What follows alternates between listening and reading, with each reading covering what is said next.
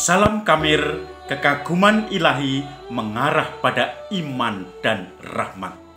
Saudara-saudari yang terkasih, saya mempunyai bayi ya.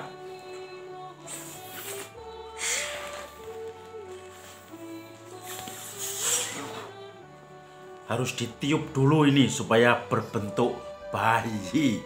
Maka saudara-saudari yang terkasih, untuk mempunyai bayi boneka saja susah nyebulnya, meniupnya. Apalagi mempunyai bayi beneran. Nangis, berak, kencing, malam hari, siang hari, pusing semuanya ya. Bayi, tetapi itu menjadi rahmat Tuhan. Saudara-saudari yang terkasih, hari ini Injil berbicara tentang Nikodemus, seorang pencari makna hidup yang sejati. Dia seorang Farisi, Nikodemus. Dia juga yang minta diturunkan jenazah Yesus ketika disalibkan kemarin. Kemudian dia seorang Farisi yang ingin atau tertarik belajar dari Yesus. Tetapi karena banyak teman-teman koleganya mencibir, dia datang pada Yesus dengan diam-diam, bahkan kadang pada malam hari. Saat ini Injilnya, Nikodemus menemui Yesus. Apa yang harus aku lakukan? Yesus mengatakan bahwa manusia harus dilahirkan kembali. Bagaimana mungkin saya sudah besar begini, sudah tua, harus dilahirkan kembali? Maka Yesus mengatakan, kamu ini seorang ahli cerdik, cendekiawan, ahli kitab suci. Kamu orang Farisi yang mendalami kitab-kitab suci Taurat dan para nabi. Begitu saja kamu tidak paham. Dilahirkan kembali menjadi bayi, yaitu bayi di dalam iman. Maka baptisan pada intinya adalah dilahirkan kembali. Saudara-saudari yang terkasih, Nikodemus mengingatkan kita pada baptisan kita, bahwa ketika kita percaya pada Yesus yang bangkit, kita pun mulai tertarik untuk mengikuti iman pada Yesus. Ketika kita dibaptis dengan segala persiapan-persiapannya, maka kita pun diikutkan dalam sejarah keselamatan Tuhan sebagai anak Allah.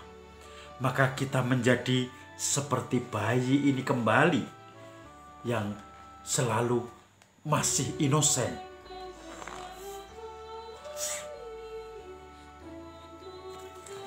Bayi yang dalam hal iman, kehidupan menggereja, kehidupan rohani masih baru, masih harus banyak belajar, dan kemudian masih harus menyesuaikan diri dengan segala yang didalaminya.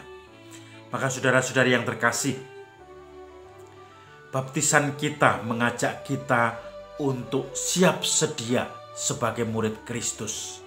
Dengan baptisan kita mendapatkan imamat umum, yaitu menjadi raja, imam, dan nabi. Sebagai nabi, kita harus menyuarakan kenabian. Kita harus berani menunjukkan darah kemartiran. Bukan berarti harus mengeluarkan darah, tetapi mungkin hanya dengan pendapat. Berani beda pendapat, berani memperjuangkan orang walaupun dengan risiko dikucilkan, dibenci. Berani menjawab, berani menyampaikan kebenaran, dan itu yang menjadi pegangan kita. Itulah suara kenabian. Berani beda, walaupun banyak yang berpendapat A, tetapi kita melihat bahwa A itu tidak beres dan yang benar adalah B. Kita berani melawan, tidak ikut-ikutan atau ela-elu. Inilah sejatinya menjadi nabi. Maka ketika dibaptis kita menjadi nabi. Kita juga menerima imam sebagai imam, yaitu pengudus, penyuci. Maka dalam lingkungan mungkin keluarga kita misalnya, kita bisa menjadi pendoa. bagi mereka. Mohon pada Tuhan supaya keluarga kita didoakan. Mohon pada Tuhan supaya keluarga kita diberkati. Mohon kepada Tuhan supaya orang-orang yang menjadi sahabat kita yang sedang dalam malapetaka, kita doakan untuk diluarkan, didampingi oleh Tuhan dalam menghadapi kesulitan-kesulitannya. Diberi keringanan. Kita mohon pada Tuhan untuk menyucikan dunia ini yang penuh dengan kejahatan. Maka itulah fungsi iman.